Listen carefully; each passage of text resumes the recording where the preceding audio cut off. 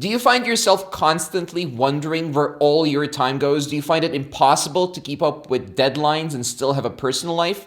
There are many reasons why people end up in this situation, but the biggest culprits seem to be stress and lack of sleep. This video is going to show you how to increase productivity by reevaluating your goals, reducing your workload, getting enough rest, and making sure that your web agency clients know what they're getting before they hire you. So let's talk about the first part, reevaluating your goals. Do you know what you want to accomplish for the next year, the next 5 years? What are the top 3 things that will make a difference in your life and in your business if they were accomplished right now? When we have too many objectives, it's easy to get overwhelmed and lose sight of our priorities. If some of these goals seem unrealistic or unlikely, then reprioritize them based on how important they really are. And then think about whether there is a way to achieve those dreams more quickly. Follow a proven process instead of trying to reinvent the wheel or every step in your business.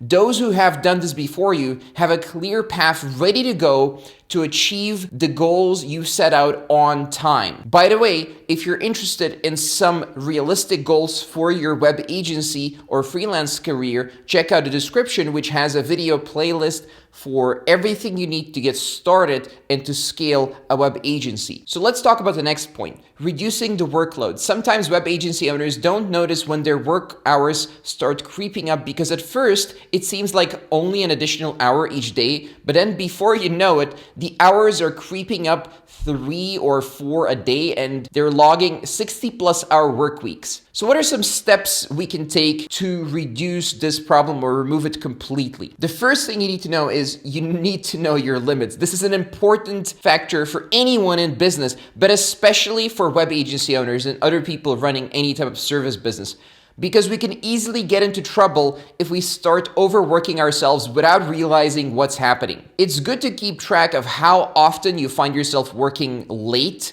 on projects and see whether there is some way that you could adjust so that it doesn't happen quite so frequently or never at all. Imagine working in your business without ever having to work overtime, without ever unexpectedly having to work extra. This is an achievable goal. The next thing you should focus on is to work smarter, not harder. The best way to avoid overdoing it might be by maximizing efficiency. Instead of trying to accomplish more tasks in an ever-increasing amount of time and energy. For example, instead of trying to get more work done in the hours you're already working and then working some more because you freed up a bunch of time, finish work earlier. I recommend working 8 to 10 hours a day, not more. Then balance your workload. If there's a lot going on at any given moment in your business and you feel like things might be getting out of control, it's important to prioritize what needs doing immediately versus what can wait until later or another day. I prefer prioritizing tasks based on value per hour creation of the task. So next up, you can prioritize tasks that will yield bigger results outside of just money value. So instead of just taking care of every task as it comes in or as you come up with an idea without thinking about which ones should or could have the most impact for your business long term, like creating an email marketing strategy, consider how much time each task would require versus how much value will be created within 6 months. And this isn't just cash, it's not like selling your time or selling your staff's time. It's about how much value it will create through more leverage as well. So next up, what I would recommend is that you accept that everything doesn't always have to work out perfectly.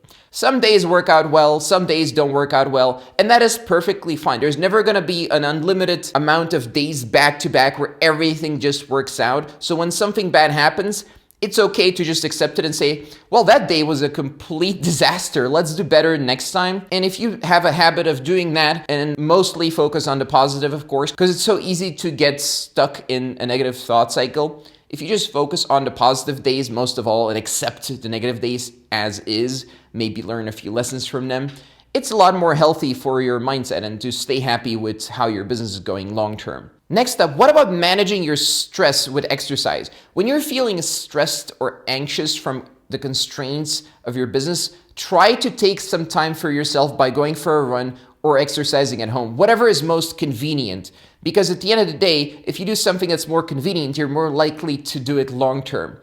Exercise improves mood and reduces anxiety levels. In terms of sleep, I found that a 3 milligram melatonin pill half an hour before bed works for me to fix my sleeping schedule.